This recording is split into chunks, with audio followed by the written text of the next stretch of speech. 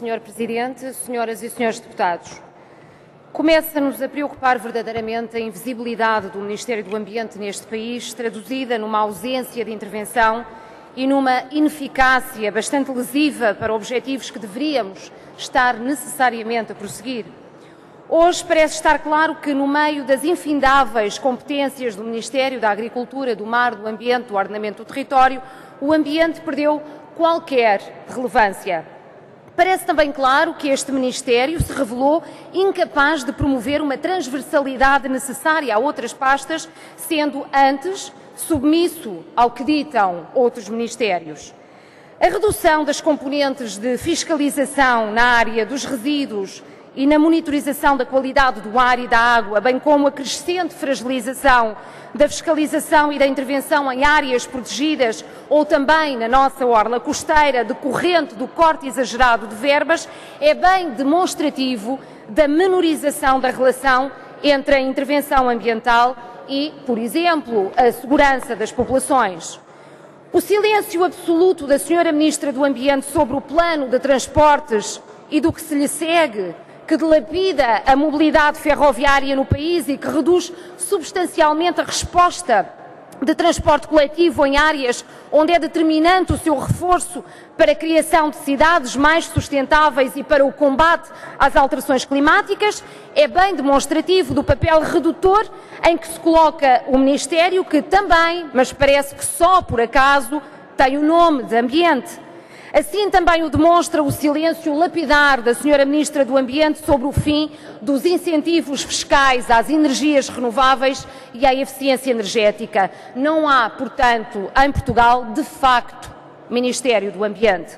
A passividade do Ministério do Ambiente, senhoras e senhores deputados, torna-se até confrangedora, como exemplifica o caso concreto que hoje trazemos ao conhecimento de todo o Parlamento.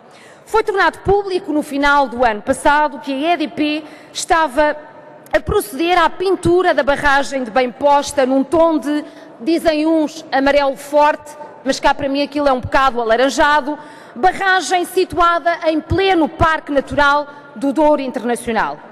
Os verdes imediatamente, e dado o forte impacto visual dessa pintura, dirigiram uma pergunta escrita à tutela do ambiente, questionando sobre se o ICNB tinha dado parecer positivo a essa intervenção, se sim, com que fundamentação, se o Ministério considerava que aquela pintura tinha impactos relevantes do ponto de vista paisagístico e perguntávamos também em que outras barragens se propunha a EDP fazer semelhante intervenção, dado que tinha sido anunciado que ela se alargaria a outros paredões de outras duas barragens.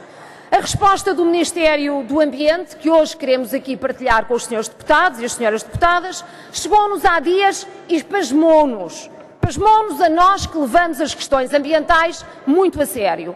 Referiu-nos a tutela do ambiente que o ICNB não deu qualquer autorização e que nem tinha que dar, dado que o Plano de Ordenamento do Douro Internacional a isso diretamente não obriga.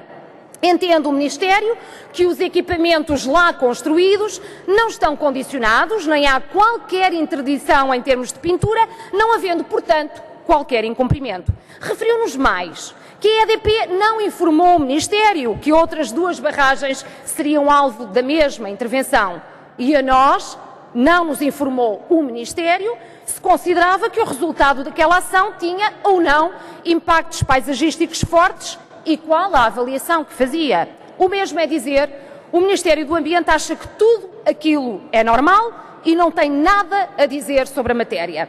Agora peço às senhoras e aos senhores deputados que observem a fotografia que aqui vos expomos e que reflitam se esta intervenção na barragem de Bem Posta tem ou não impactos visuais e paisagísticos relevantes e visíveis de diversíssimos pontos numa área bastante abrangente do Parque Natural. E tudo isto mesmo quando, reparem, senhoras e senhores deputados, o Plano de Ordenamento do Douro Internacional tem várias disposições nele contidas que remetem para a valorização das características paisagísticas e para a harmonização da ação humana com o valor da paisagem, focando até a necessidade de correção de processos que possam afetar valores naturais, como é seguramente o caso da paisagem. Mas o Ministério do Ambiente a nada se opôs e de nada quer saber. Em declarações públicas deu a entender o responsável da EDP que o perdão é da EDP. Já lá está, e que a EDP fará dele o que bem entender. Este país, senhoras e senhores deputados, está nestes termos. A EDP quer e assim será. Até neste exemplo caricato que hoje aqui vos trouxemos. Senhoras e senhores deputados, a EDP, que gasta milhares e milhares de euros em publicidade enganosa para limpar a sua imagem de dilapidadora de património ambiental, a mesma EDP que gasta 150 milhões de euros nesta pintura, a mesma EDP que vai pagar mensalmente a Eduardo Catroga mais de 45 mil euros, a mesma EDP que suga os consumidores portugueses com faturas cada vez mais elevadas pelo aumento constante do preço da eletricidade.